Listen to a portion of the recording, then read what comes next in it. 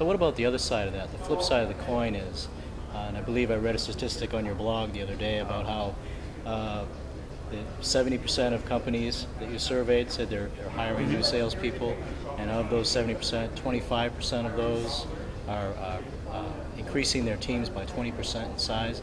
And that's a lot of people getting hired for inside sales. So what do you have to say to those new hires? What kind of advice could you give them? Sure.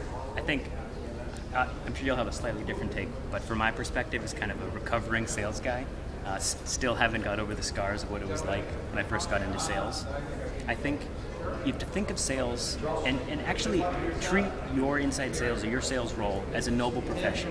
On your Wizard of Oz lessons post that I read the other day, I think you said something about it's being a game, sales is a game at its best played well by honorable people, and I think that is 100% spot on. I think it's a noble profession. It's a profession, like we were talking about earlier, where you can connect to people with decades of experience on Twitter. You can ask questions of your peers on LinkedIn. You can read amazing writers. You can read their blogs. You can download their ebooks. There's just so much access. It's like, congratulations, you're in sales during the day. That's great. At night, you need to treat it like you're in a very specialized sales MBA program, and you need to access all those sources and get all that information. So that's the profession part. And the noble part is about just doing and saying things in work that make you feel comfortable outside of work.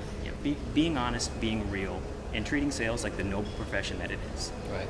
So working out a character at work that you're able to sleep with at night. Yeah, Exactly. absolutely. Exactly. I totally agree. And I think sales is a noble profession, but people won't see it until I'm confident enough to say, no.